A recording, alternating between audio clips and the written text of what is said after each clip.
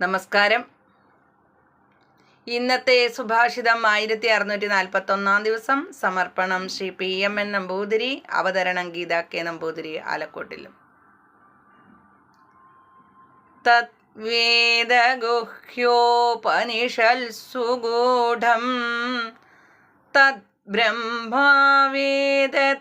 ബ്രഹ്മയോനിം യേ പൂർവം ദേവാ ഋഷയശ്ച തദ്യുദുസ്തേ തന്മയാ അമൃത വൈ ബഭൂവ.